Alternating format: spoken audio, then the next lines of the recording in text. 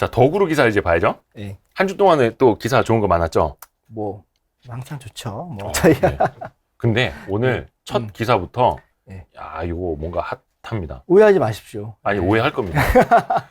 제가 절대로 뭐 대마를 한다거나. 네네. 아니, 그러면 여기 예. 없죠. 예. 네. 그 대마 저는 좀 꾸준히 쓰고 있는데 네. 이 대마 아직 국내 투자자분들은 잘 모르시는 분들이 있는데 그 해외에서는 뭐 대마 투자를 많이 하신다고 하시더라고요. 특히 이제 대마 관련돼서 주목할 국가가 이제 미국, 캐나다, 또 독일, 또 굉장히 유럽에서 네. 그 소위 의만한 대마는 그 소위 말하는 산업용 대마입니다. 의료용. 의료용을 많이 쓰거든요. 네. 그래서 보면 지금 대마 시장이 2025년인가가 아마 668억 달러 정도 된다고 하더라고요. 네. 전망치가. 그러면 한 80조? 예, 그 중에 의료용 대마가 한 8, 90% 정도 차지하는 걸 알고 있어요. 590억 정도. 네. 따지고 있는데. 이제 그만큼 이제 미국이랑 캐나다에서는 이제 주별로도 좀 차이가 있지만, 좀 의료용 대마, 산업용 대마를 합법화하는 그런 과정이 많이 있거든요. 네. 이제 그런 흐름들 중에 하나이거든요. 오클라호마가 이제 그 앞서 그 몇 개 주에서는 이미 시작하는 부분이 그쵸? 있거든요. 네, 있는데 네. 우선 이제 의료용 대마를 합법화하는 이제 그 주마다 이제 의회가 있으니까 그 상원 쪽에서 두 가지 법안을 냈어요. 하나는 이제 이거의 법안 두 가지의 목적은 뭐냐면 불법적으로 대마를 유통하는 사람들을 차단하기 위해서 그 좀 양성화 시키는 과정인 거죠. 아예 음성화되어 있던 시장을 그냥 양지로 끌어내는. 다시 한번 말씀드리지만 의료용 대마입니다. 의료용. 산업용 대마. 네. 그래서 첫 번째는 이제 수수료를 인상하는 거죠. 수수료요? 수수료. 수수료를 그러니까 이게 좀 재배하는데 수수료 이런 일종의 뭐 세금 같은 거겠죠. 근데 그걸 낼 수 있는 사람들은 아무래도 좀 이미 투자를 많이 하신 분들일 거고. 두 번째는 이제 면허 시스템을 구축하는 거죠. 그래서 관리를 하겠다. 네, 관리하겠다고 하면 쉽게 얘기하면 투자도 할 수 있고 양성화 면허 줘서 양성화 시켰다는 의미입니다. 로블록스 돼지저금통님이 한국의 대마씨 오일 통관도 안 되고 의료 목적으로 쓰려고 했는데 답답했어요. 실제 경험이 있으신가 보다. 요거 이제 제가 좀 이어서 근데 조심하셔야 돼요. 조심하셔야 돼요. 괜히 그냥 들고 들어오시면은. 이어서 말씀드릴 게 있어요. 이야기인데? 이것도 같은 내용입니다. 그 라이즈라고 해가지고 이게 뭐 일종의 그 대마, 그러니까 의료용 대마, 산업용 대마를 판매하는 일종의 소매점이죠. 이 라이즈라는 곳이 있는데 이곳에 이제 미네소타주가 이미 앞서서 이 대마를 허용한 부분이 있거든요. 그래서 그 매장을 확대하는 겁니다. 여기 가면은 뭐 전자담배나 그 농축액 이런 것들을 살 수 있거든요. 근데 단 아무나 사는 게 아니고요. 그 의사랑 야근 약사에게 뭐 의사는 이렇게 진료처럼 의료용 진단을 받을 수 있는 그 처방을 받은 분들에 한해서만 이 매장에 갈 수 있거든요. 그래서 공격적으로 이 라이즈라는 업체가 그 미네소타주의 그 매장을 늘리고 있다라는 얘기입니다. 이게 이제 오프라인 판매점까지. 그렇죠. 그러니까 의료용 대마초를 중점적으로 파는 곳입니다. 의료용 대마면은 저긴가요? 보통 이게 뭐 통증 완화 뭐 이런데 진통제처럼. 근데 이제 뻥치고 진통제가 필요해요. 막 그렇죠. 프로포폴처럼. 뭐 저는 뭐 해본 적이 없으니까 잘 모르겠지만. 자꾸 너무 강조하는 거 아닙니까? 이게 지금 이 미네소타주가 작년에 이미 그 의료용 대마를 합법화했거든요. 그래서 집중적으로 이제 라이즈라는 곳이 미네소타주를 공략하는 것 같아요. 그래서 제가 알기로는 지금 미래에셋 중심으로 이렇게 대마 관련된 이걸 투자하는 ETF를 만드는지는 잘 모르겠어요. 구상하고 있는 걸 알고 있는데 그래서 그 대부분 그 업체들이 아직 이제 국내는 없다 보니까 물론 관련주들은 있어요. 좀 그쵸, 우리나라도. 최근에도 좀 이렇게 몇 가지 그 흐름이 있었는데 근데 주로 이제 캐나다랑 그 미국 업체들이 있습니다. 몇 군데 헥소라든지 몇 군데 업체들이 있는데 관련된 기업들은 저희 더구르 기사를 보시면 잘 알 수 있습니다. 간접 홍보. 직접 홍보구나. 말레이시아에서도 의료용 대마초 합법화를 추진하는 내각이라고 내각 정부겠죠. 4년 전에 한번 했었는데 그때는 좀 여의치 않아서 근데 이번에 다시 추진을 한다고 합니다. 그래서 그 현재 말레이시아가 약간 뭐 요걸 합법화 시켜가지고 이 의료용 대마 시장을 전세적으로 가겠다 라는 곳이 몇 군데 있어요. 동남아시아에서는 말레이시아가 있고요. 네. 그 다음에 중앙아시아에도 굉장히 큰 대마 단지가 있는데 네.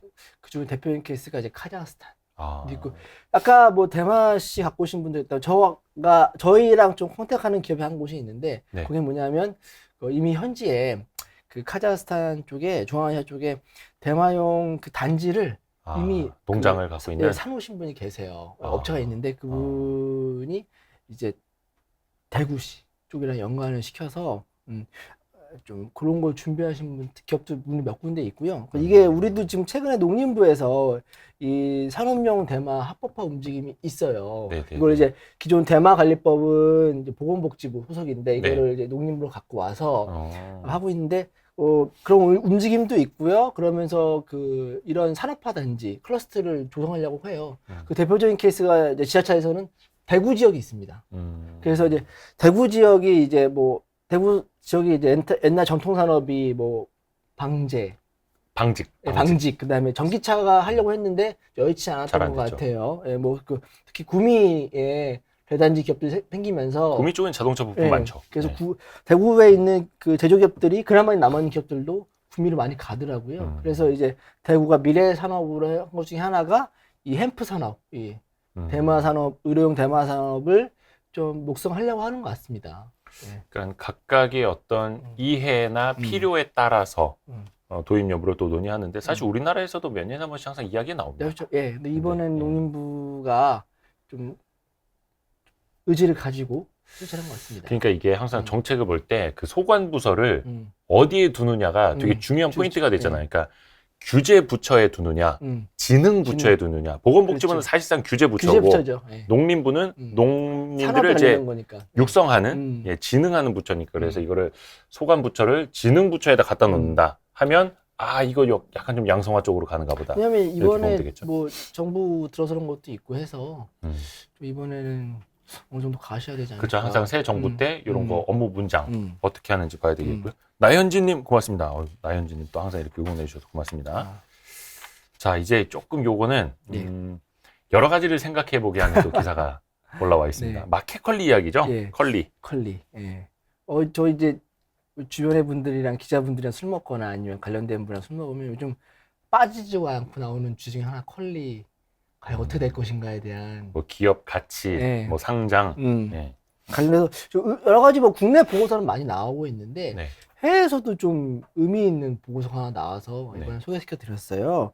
그 스마트 카르마 요거 좀 이 리서치 기관을 좀 앞으로 좀 자주 보시면 좋을 것 같아요. 좋은 그 리서치가 많이 나오고 있는데 스마트 카르마? 네, 스마트 카르마. 이게 해외의 어떤 독립 리서치 같은 것 같아요. 어떤 자산운용사의 그런 것들이 아니고 독립적으로 하는 건데 요즘에 독립 리서치들이 우리나라도 많아지고 있고 꽤 이렇게 제도권에서 하지 못하는 게 특히 이게 제도권은 이해관계가 있어서 말을 못해요. 왜냐면 증권사들도 기업이 결국 고객이어서 맞습니다. 좀 쓴 소리 잘 못해. 유치해야 되니까. 약간 저희 퀀트K도 있고 퀀트K 비롯한 이렇게 독립 리서치도 우리나라에 많은데 여기는 이제 스마트 카르마라는 해외 독립 리서치인데 뭐라고 한 겁니까? 일단 목표가를 낮춰야 된다. 기업 가치? 네, 지금 아까 제가 알기로는 4조 원 정도로 제가 12월 달 프리-IPO 할 때 4조 원 정도로 평가받았는데 그러니까 실제적으로 가면은 6조에서 7조 정도 나온다고 하더라고요. 근데 여기 스마트 카르마에서는 4조 원 정도 낮춰야 된다.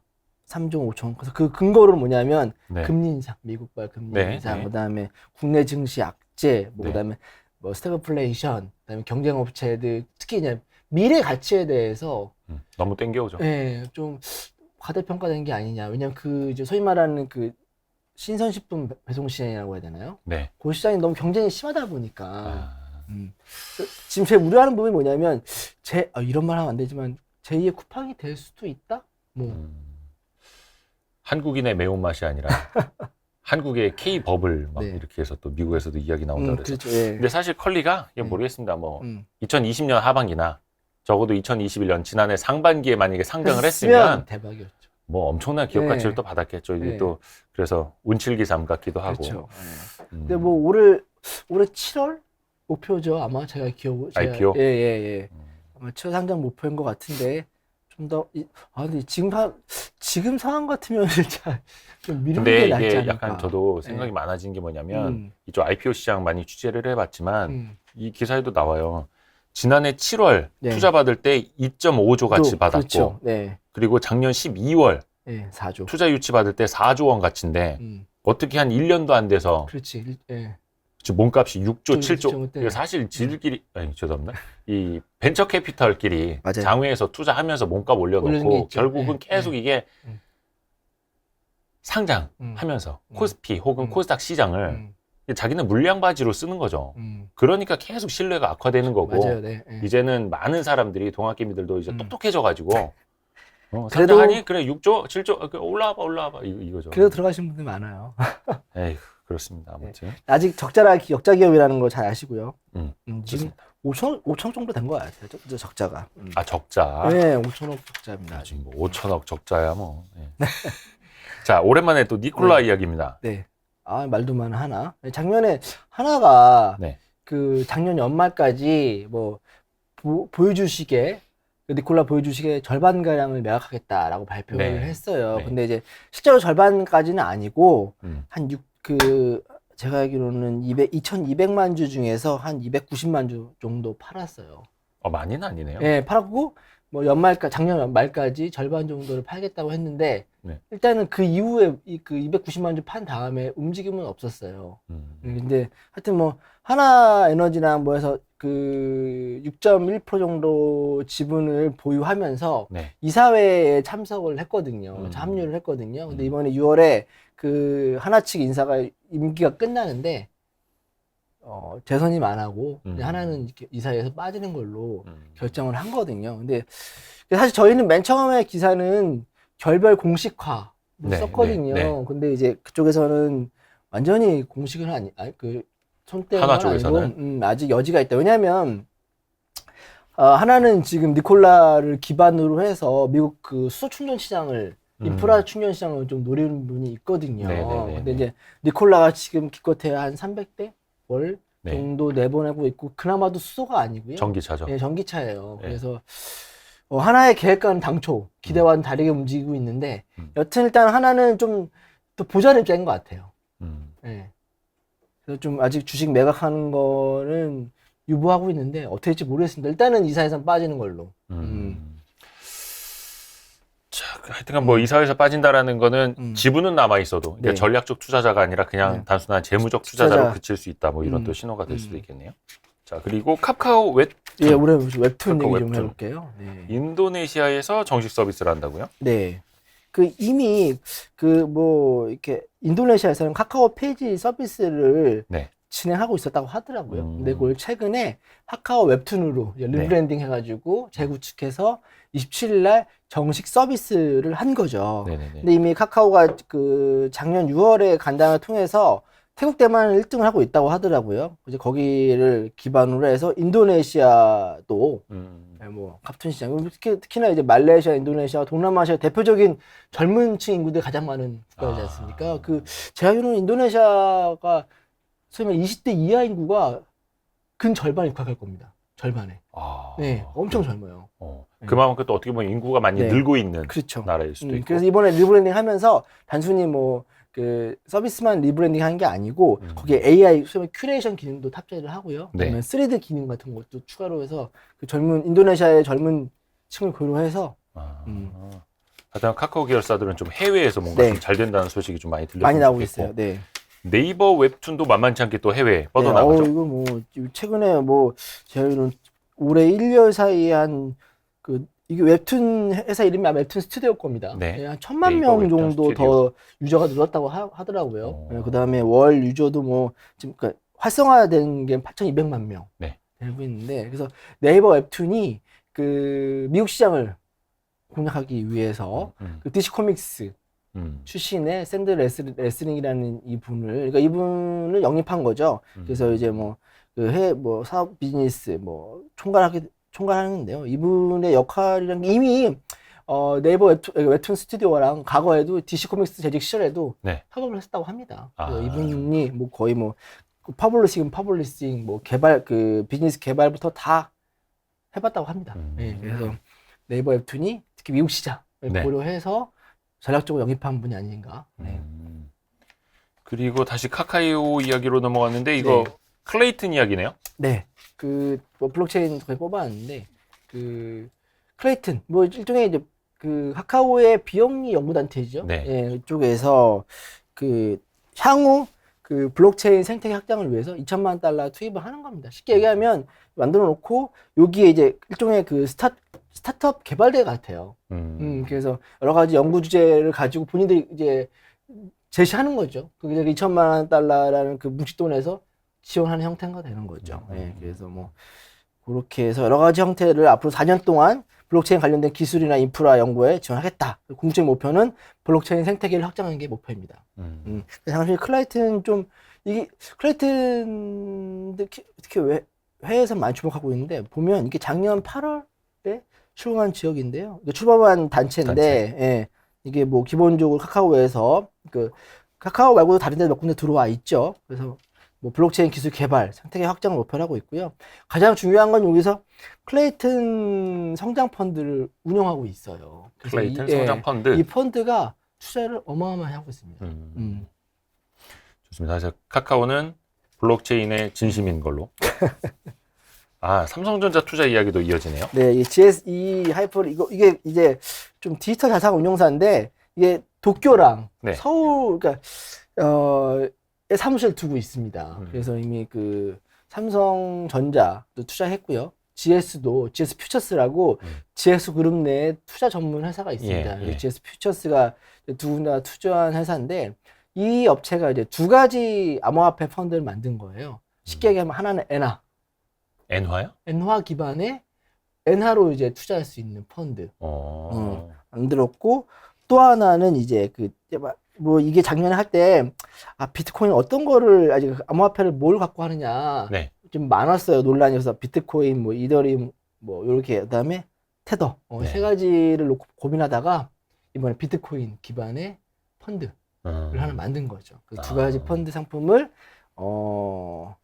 언제죠? 다음 달 이거 언제죠? 4월이니까 5월 1일자로 네. 참고인다고 합니다. 네. 자, 그리고 이제 바이오 제약 쪽으로 이야기를 넘어갔는데 네. 이거 최근에 좀 이슈가 많이 됐더라고요. 그러니까 오늘 나온 거네. 오늘. 그러니까 지금 뭐 오늘부로 아마 이제 코로나 뭐죠? 사회적 거리두기. 거리두기가 완화되고 있고 이제 완전 해제죠. 네. 완전 해제.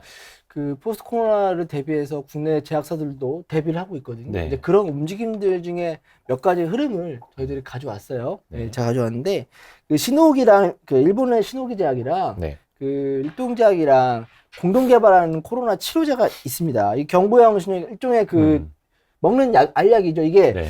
이 후보 물질이 뭐냐면 S217622라는 후보 물질 이름인데요. 네. 이게 머크사의 팍스로비드랑 같은 겁니다. 네. 그러니까 쉽게 생각하면 같은 종류의 알약이라 보시면 될 것 같아요. 근데 이게 일본에서 임상을 하고 있고 하는 와중에 있는데 이번에 일본 내각에서 일종의 긴급 승인 법안을 만든다는 거예요. 그러니까 효용성은 좀 떨어지지만 네. 안정성만 담보된다면 긴급 승인하겠다는 겁니다. 쉽게 얘기하면. 그래서 이 현지에서는 이거의 가장 첫 번째 혜택이 지금 신호옥이랑 일동제약이 만드는 이 경구용 알약이 되지 않을 코로나 알약이 되지 않을까라고 전망이 나왔어요. 그래서 이게 지금 신호옥이 된다면 일동제약은 뭘 갖고 있냐면 일종의 기술이랑 그다음에 생산할 수 있는 기술 체계를 도입하기로 했거든요. 그래서 네. 국내에서 만들기로 했어요. 일동제약이. 네. 근데 이 영향이 아무래도 일본에서 승인이 된다고 하면 국내에서도 지금 현재 인상 중인데 그것도 영향 좀 받지 않을까. 그래서 요 기사도 오늘 좀 약간 술렁했더라고요. 일동제약 주가. 오늘 일동제약 주가가 16% 올랐네요. 네, 저희 기사 때문입니다. 그래요? 네. 장중에 24% 이상 올라갔었고요. 사실 일동제약이 방금 이야기했던 코로나 치료제 관련된 이슈 있을 때마다 일동홀딩스도 마찬가지로 엄청나게 막 급등을 하는데 올해 들어서 얼마 올랐나 봐야겠다. 올해 들어서 70% 올랐네. 한때 136%까지 갔다가 물론 이것도 고점 대비로는 28% 정도 지금 이제 떨어진 상황이긴 합니다. 요거는 그냥 참고만. 참고만. 자, 그리고 이번엔 코로나 백신 이야기인데요. 네네네. 그 지트리비엔티라는 회사가 있는데, 이게 이 회사가 제가 알기로는 최근에, 지금 제가 기억이 안 나는데, 합병이 됐을 거예요. 네네네. 아마 그 합병된 업체는 상장된 업체를 알고 있는데, 이 업체가 국내 판권을 보유한 백신이 있어요. 네. 이게 프랑스 발레바에서 만든 네. 백신인데, 이 백신이 영국에서 승인됐습니다. 6번째 영국에서 승인된 백신인데요. 이게 일단은 안정성, 품질, 유효성에 문제가 없다고 판단해서 영국 보건당국이 이제 승인한 6번째 백신인데요. 이 백신에 대한 판권을 지트리비엔티가 국내 독점권뿐만 아니라 아시아 파트너로 지목한 업체가 바로 지트리비엔티라는 것입니다. 예. 그래서 이 백신의 가장 큰 특징이 뭐냐면 2도에서 8도 정도 보관 가능. 냉장고에서도 보관할 수 있다는 장점이 있습니다. 상온까지는 아니지만 좀 쉽게 냉장 보관이 가능한. 그리고 뭐 굉장히 접종받은 이후로 뭐 그 수치도 95% 정도 되고요. 그 완화율이. 좋습니다. 근데 이제 코로나 치료제도 그렇고 백신도 그렇고 모르겠습니다. 뭐 그냥 감기약만 먹어도 좀 그렇죠? 나을 수 있다고는 하는데. 아이고, 저는 뭐 안 아프지 않으셨잖아요. 저는 아직은. 저도. 근데 그렇게 막 엄청 간단한 건 아니라고 하던데, 걸리신 분들. 그렇죠. 아프신 분들은 거의 일주일 내내 끙끙 앓기도 하고. 한미약품에 이제 그 코에 뿌리는 스프레이. 요 이야기가 나왔어요. 한미약품이 지금 최근에 그 포스트 코로나 시대를 대비해서 코로나 관련된 제품들의 그 포트폴리오를 좀 늘리고 있어요. 직접 뭐 만드는 후보 물질도 있죠. 그다음에 또 인도에서 만든 걸 코로나 백신을 위탁 생산하는 경우도 하고 있고, 이번에는 이제 소위 말하는 이제 코에 뿌리는 거예요. 코에 뿌리면 뿌리는 스프레이. 그럼 이제 예방을 한다는 이제 그 비강 스프레이인데, 이 제품이 이제 오스트리아 생명회사 기업 건데요. 그 바리오노메드 제품입니다. 카라기로스라는 제품이 있는데, 이게 사실 기존에 그 판권 업체들이 있는데 라이센스가 끝났어요. 이거를 한미약품이 이제 가져온 거죠. 판매. 좋습니다. 그래서 그 전반적으로 이제 포스트 코로나 시대를 대비해서 코로나 관련된 제품의 그 포트폴리오를 강화하고 있다, 한미약품이. 자, 이제 방산 이야기로 넘어가는데 호주 장갑차 사업. 뭐 방산 몇 가지. 뭐 5조 규모에 뭐 많이 아실 거예요. 하나 디펜스가 지금 장갑차. 독일 업체랑 둘이 이제 최종 후보에 올라오고 있죠. 테스트는 다 끝났고 발표를 언제 하느냐가 아마 이제 이목이 집중됐는데 그 현재 국방장관 인터뷰를 했어요. 그래서 지금 5월에 총선이 있거든요. 지금 정부가 보수당 정부거든요. 근데 3년 임기의 올해 끝입니다, 이제. 그래서 이번에 이제 이기면 4번째 4연임 하는 건데, 그걸 고려해서 그 총선이 끝나면 그 발표를 한다고 합니다.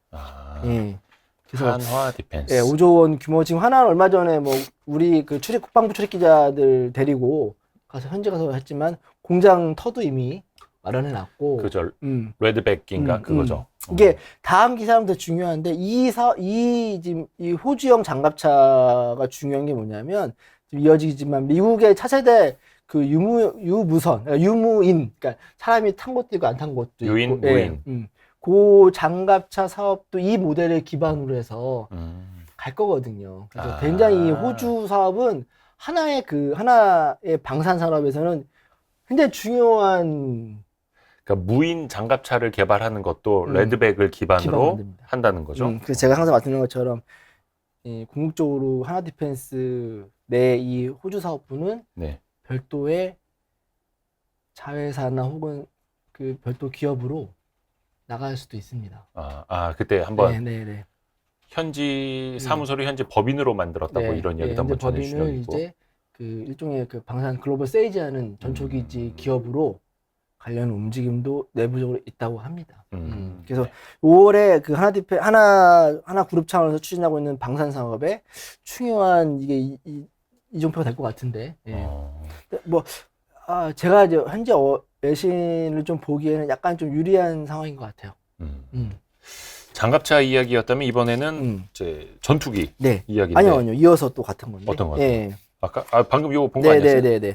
이게 이제 미국도 차세대 전차를 개발하고 있거든요. 네. 근데 일단 이게 오시콧이라는 기업이 설계를 맡았어요. 이게 미국 기업? 네네네. 설계 맡았는데 이 기업이 같이 컨소시엄을 구성하는 낙점하는 곳이 바로 하나 디펜스거든요. 네네. 예, 하나 디펜스인데 좋은 소식이 이게 총 사업 규모가 54조 원 정도 되거든요. 근데 이제 좋은 게 약간 좀 신호가 왔는데 이 파튼 오시코소 기업이 미 전투력 발전 사령부라고 곳이 있는데 네. 그 사령부랑 연구 협약을 맺었습니다.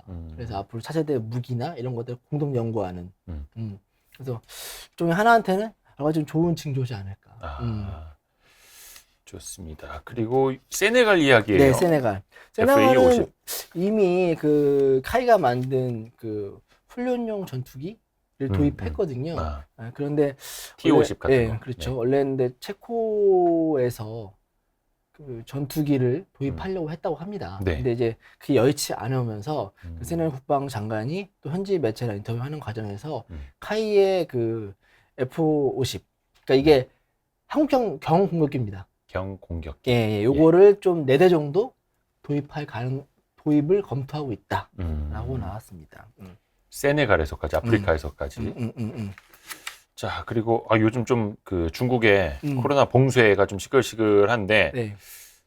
상하이 지역에 있는 그 상하이 기가팩토리도 좀 문을 닫았었죠? 그렇죠. 그러니까 요즘 국내 기업이 가장 많이 보고 있는 나라가 이제 중국이랑 러시아지 않습니까? 네네네. 중국은 이제 제로 코로나 정책 때문에 무지하게 빡세게 지금 봉쇄령을 하고 있죠. 제로도 아니고 하루에 뭐 상하이 지역에서 막 2만 명 막 이렇게 나오던데요? 그래서 지금 거의 봉쇄한 상태인데 최근에 이제 그 상하이 당국에서 화이트리스트를 발표했어요. 이게 뭐냐면 이게 쉽게 말하면 그 폐쇄된 공장에 출입할 수 있게 해주겠다. 단 들어가면 못 나온다. 들어가면 못 나온다. 공장에서 먹고 자고 해야 돼 그러면? 네, 일단은 좀 재가동을 위한 준비를 할 수 있는 이제 최소한의 여지를 그래서 총 몇 개를 발표했냐면 666개 기업을 발표를 했어요. 숫자를 약간 좀 문을 열어줄 수 있는 기업들. 네, 그 화이트리스트 명단 660개 했는데 주로 이제 반도체, 그다음에 자동차, 요런 이제 그다음에 이제 그 소재 관련된 기업들, 바이오 기업들 위주로 들어갔는데 보니까 이제 테슬라 들어가 있고 TSMC, 뭐 그다음에 뭐 이제 그 ASML, ASML, GM도 들어가 있고, 어플라이드 머터리얼즈라고 뭐 국내 반도체. 아실 분 다 아시겠지만 이 업체도 포함돼 있고 해가지고 일단은 출입을 해준다고 합니다. 네. 그래서 지금 테슬라 같은 경우는 지금 3주째 아마 못 돌리고 있을 거예요. 그래서 아마 다음 주쯤 돌린다는 얘기가 있는데 이게 아마 저희도 내일 쓸 것 같은데 지금 테슬라 중국 실적이 지금 맞다, 이번 주에 발표되죠. 네, 안 좋을 것 같아요. 되게 3월달 판매량이 거의 글쎄요 모르겠습니다. 3월 말부터 상하이 기가팩토리는 그때부터 이제 셧다운 됐으니까 회계연도 별로 보면은 3분기 영향은 며칠 안 되기는 한데 모르겠네요. 또 이게 매출 인식 시점과 관련해서도 제가 올 때 그 숫자를 보고 왔는데 제가 까먹었어요. 3월달 되게 안 좋더라고요 지금. 그러니까 어떤 예상치가. 알겠습니다. JUS님 고맙습니다. 예, 감사합니다. 그리고 뭐 상하이 이야기가 계속 이어지네요. 이번엔 태양광 패널. 태양광 뭐 중국이 이제 그 태양광 패널 이제 그 실리콘 웨이퍼라고 하죠. 그게 97%를 중국에서 만들거든요. 근데 상하이 인근에도 공장이 많아요. 근데 거의 공장 4곳이 지금 문을 닫았다고 합니다. 공장 4곳이? 문 닫았다고 합니다. 그리고 일단 웨이퍼도 안 만들어지고 또 그동안 이제 물류난 때문에 이 폴리시콘도 이 수급이 잘 안 되고 있어요. 원래 또 폴리시콘 가격도 많이 올랐었는데. 올랐죠. 지금 뭐 킬로그램당 30가 넘었어요. 지금. 생산과 이동 자체가 다 안 되니. 그러다 보니까 지금 태양광 패널 가격이 오르는 게 아니냐. 그래서 실제로 지금 중국 업체들 몇 곳은 이미 이 지난달 초에 4% 올렸어요. 가격을. 패널 가격 올렸고요. 안 그래도 오르던 가격들이. 그래서 이 태양광 패널 이거 좀 지켜봐야 될 것 같아요. 특히나 이제 최근에 이제 미국도 그 태양광 시장 많이 좀 키우고 있는데 전반적으로 또 하나 솔루션도 연관이 있는 문제이기 때문에. 그리고 중국의 조선소들도 마찬가지겠네요. 상황이 안 좋은 거는. 이게 불광령이라는 거는 쉽게 얘기하면 그 뭐 재난이나 전쟁 이런 거에서 나 그 배를 만들 수 없다라고 선언하는 거예요. 그러면 이제 중국 정부가 그에 따른 이제 기책 사유 뭐 이런 가지 좀 비용이 들지 않, 인도가 지연되면 돈도 더 내야 되고 하니까 네. 이걸 좀 면제해 주는 거예요. 이게 2년 전에 한번 했었거든요. 네. 근데 이번에 다시 한번 그 중국 정서 세 곳에 대해서 중국 정서 세 곳이 이번에 가동 불가 항력 선언을 선했습니다. 그래서 뭐 일단은 뭐 앞으로 배를 늦게 인도할 것이고 할 거다라는 거고요. 이거 또 국내 업체한테는 일종의 호재일 수도 있어요. 왜냐하면 중국으로 가려고 하던 이제 선주사들이 네. 한국으로 돌아올 수 있거든요. 특히 이제 큰 데 말고 우리나라 이제 중형조선소, 뭐 K조선이나 요즘 다시 또 그 대형 조선소 말고 네, 약간 다시 중형. 좀 살아나고 있는 한진중공업, 네네네네네네. HA 중공업이라고 하죠 지금. 현재 미포조나 이런 게 좀 수혜주가 될 수 있죠. 네. 요게 또 일시적으로 끝나면 또 얘기가 또 달라질 수도 있고요. 그렇죠? 아, 러시아가 근데 반도체를 자체 생산한다니까? 네, 이거 이번에 러시아 얘기 좀 가보면 러시아가 지금 가장 답답한 부분이 좀 경제 제재거든요. 그래서 그렇죠. 뭐 IBM도 뭐 못하겠다, TSMC도 못 주겠다 그러고 있는데, 그래서 이번에 그럴 바에 차라리 진짜 만들게 해가지고 2030년까지 약 50조 원 투자해서 네. 28나노 기반의 칩을 만들겠다. 라는 계획을 발표를 했습니다. 28나노요? 네, 뭐 갈 길이 멀죠. 28나노면 네. 우리가 몇 년 전에 들었던 얘기입니까? 거의 뭐, 예. 그래도 이제 일종의 범용 이런 약간 는 쓸 수 있는 거니까. 뭐 당연히 네. 이제 비메모리 쪽일 테고요. 그렇죠. 그리고 일단 90나노 일단 그 계획이란으로 90나노 기반의 칩을 올해 만들겠다. 90나노요? 90나노. 네. 그래도 나노급이긴 하네요. 나노급이죠. 예, 네. 그걸로 위안을 삼을 것 같은데. 그렇죠. 일단은 뭐 하겠다는 거고요. 그리고 또 하나의 원칙은 전자제품. 전자제품. 도 자국에서 만들겠다. 아니 그렇게 해서 할 수 있었으면 진작 해야지. 그렇죠. 진작 해야지. 러시아가 지금 경제 받는다고 해서 이거를 지금부터 뭐 하여튼간 뭐 네. 미래를 보고 준비할 수는 그렇죠. 있겠습니다만. 네. 그래서 뭐 인텔, IBM, AMD가 일단은 뭐 안 팔고 있고 TSMC, 글로벌 펀드도 손절하고 있고 그다음에 네. 삼성전자 1년 전에 선작을 주장했죠 이미. 네. 그래서 뭐 그런 걸 대비해서 좀 길게 보는 것 같아요. 러시아는. 자 그리고 테슬라의 그 베를린 공장 이야기인데.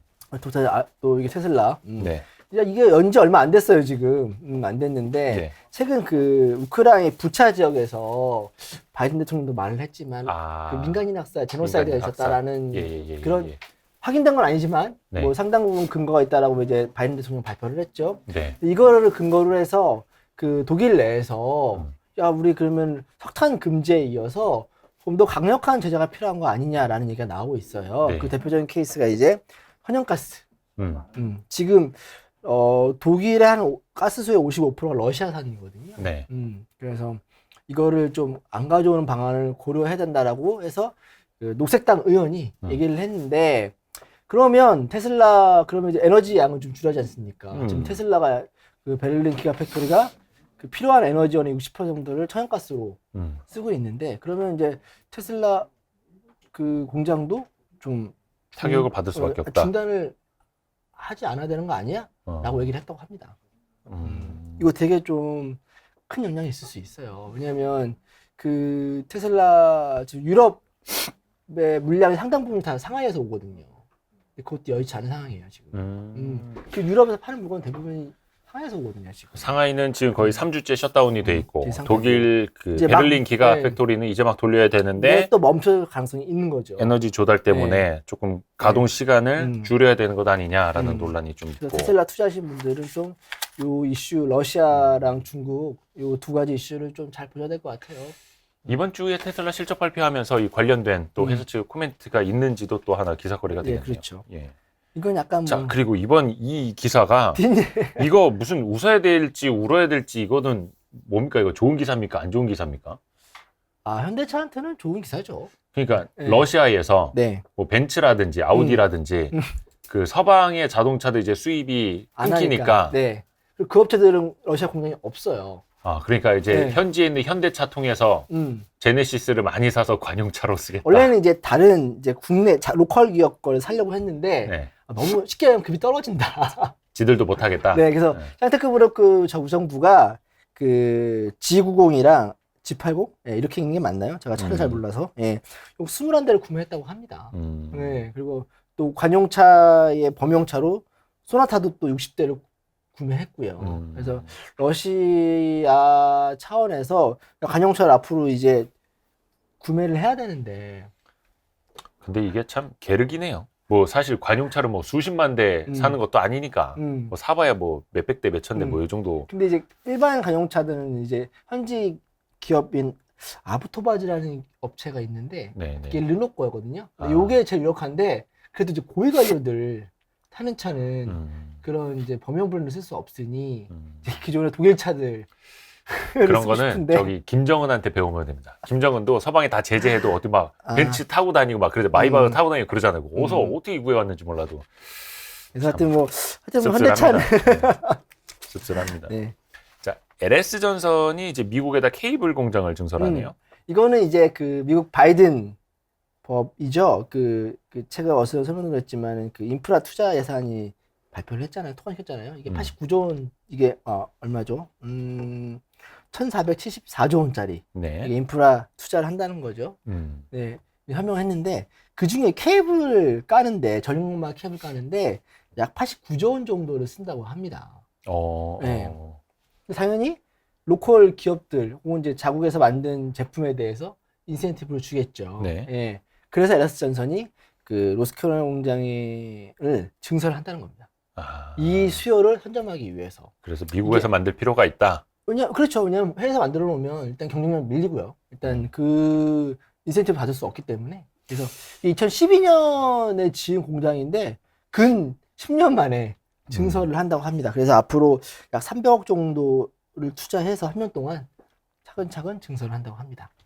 인프라 투자 관련된 수혜가 예상되는 게 또 역시나 중장비 쪽에서. 중장비 쪽. 그 재작년에는 미국 건설기계 시장이 약간 그 마이너스 성장을 했는데요. 작년에는 5.4% 성장했어요. 올해는 약 7% 정도 성장한다고 보고요. 특히나 이제 굴착기라고 하죠. 굴착기가 표준어입니다. 표준어고요. 보통 우리는 굴삭기라고 많이 알고 있는데 포크레인이라고 불렀죠 뭐. 이게 작년에는 32%나 성장했어요. 근데 그 중에 물론 전년 대비 2020년에는 좀 많이 좀 부진했으니까. 뭐 기저가가 있겠죠. 근데 그 전에 한국산 비율이 12.7%예요.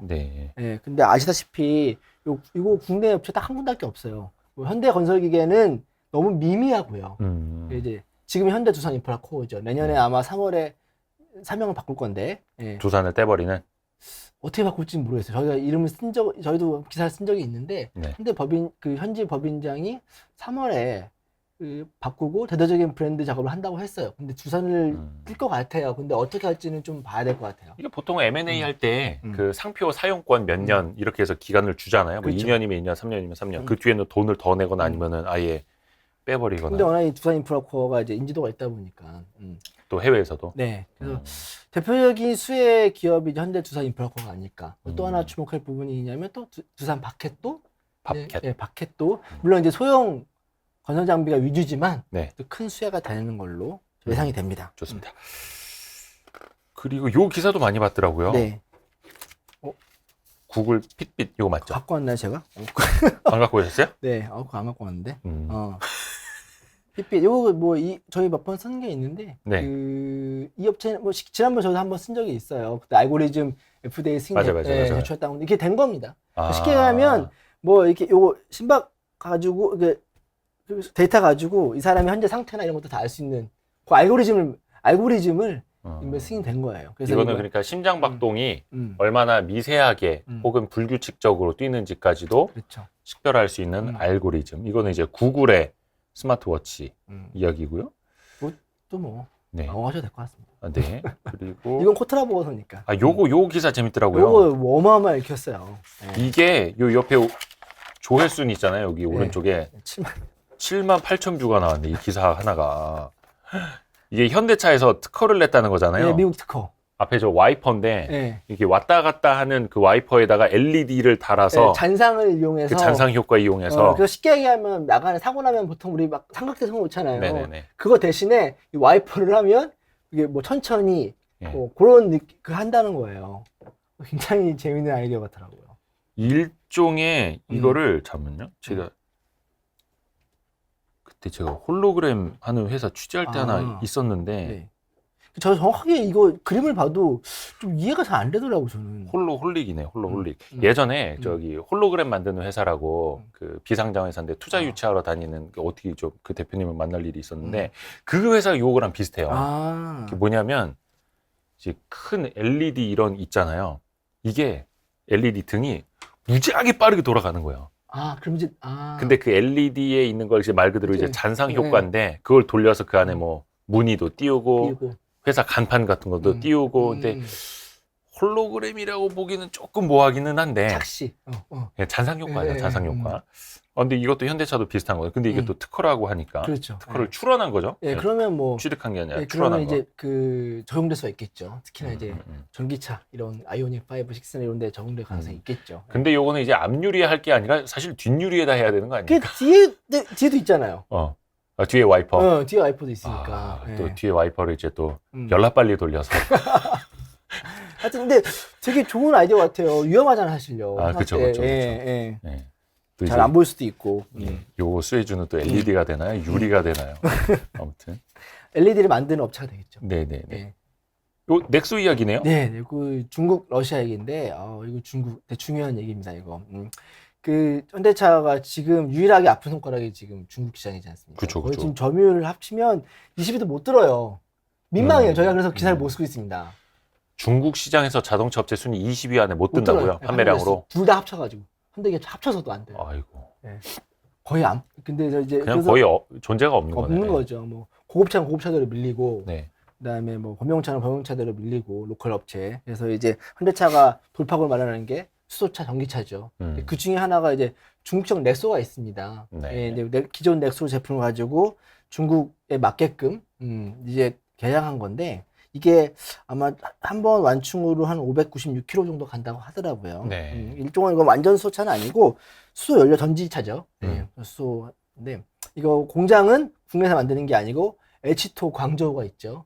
일종의 뭐 광저우에 있는 그 현대차 수소 자동차 만드는 공장이에요. 이게 좀 있으면 이제 완공이 되는데 여기서 만드는 곳입니다. 근데 이게 왜 의미가 있냐면 이 기사가 베이징에서 이 넥소를 신에너지차, 쉽게 말하면 이제 우리로 따지면 뭐 친환경차로 인증을 해준 거예요. 인증을 해주면 인센티브가 나옵니다. 그래서 한 우리나라 돈으로 한 100만 원 정도 세금 혜택이 있는 거예요. 야게. 근데도 그만큼 가격 경쟁이 있는 거죠. 그래서 그러니까 이제 공장 완공 앞두고 굉장히 큰 좋은 시효다. 그래도 뭔가 중국 정부의 보조금을 받는다라는 데 조금 의미가 있는 거예요. 왜냐하면 그 국내 배터리 업체들이 중국에서 고전하는 이유가 뭐냐면 우리나라 제품 삼성 SDI나 SK온 그다음에 엔솔 거를 보조금 혜택을 안 줘요. 그러니까 로컬 업체들이 안 쓰는 거예요. 그렇죠. 맞아. 그래서 자국 배터리들을 좀 보호해주는 거죠. 그렇죠. 한때 그래서 우리나라 배터리 업체들이 많이 좀 고전을 했었고. 지금도 중국에서는 뭐 엔솔 빼고는 거의 못 두고 있어요. 근데 앞에서 이야기한 것처럼 미국에서도 인프라 법안 투자하면서 미국 내에서 짓거나 미국 기업이 만들거나 그걸 우선시해서 쓰는 건 또 마찬가지로 어느 기업이나. 자, 현대차 엘라바마 이야기인데 이것도 이제 마찬가지로 이것도 전기차 생산 라인을 짓겠다. 미국에다. 지금 미국 바이든 정부의 바이 아메리카 정책 있지 않습니까? 그래서 뭐 일단 미국산 부품 쓰라는 거예요. 현재 만들라는 거죠. 그거 안 하면 혜택 안 주겠다. 그렇죠. 근데 당연히 이제 현대차 입장에서는 전기차를 미국에 팔아야 되는데 그래서 국내에서 들어오는 것보다는 그래서 미국에서 직접 만들겠다. 그래서 엘레바마 공장에 약 3,600억 정도를 투자해가지고요. 산타페 하이브리드 모델이랑 그다음에 GV70이죠. GV70. 이 전기차 모델을 현지에서 만드는 생산 라인을 깔겠다. 그래서 직접 만들어서 하겠다는 거죠. GV70이라고 부르면 되고 GV80, 뭐 G80, G90 이라고 부르면 항상 현대차에서는 G80 뭐 이렇게 그러니까 예전에 에쿠스도 그 얼마나 힘들었어요. 900로 불러달라고. 900. 제가 그래서 늘 헷갈려요. 에쿠스 900인데 그 900로 불러달라고 왜? 원래 그래서 두 자리 숫자는 숫자로 부르는 게 맞는데. 맞아요.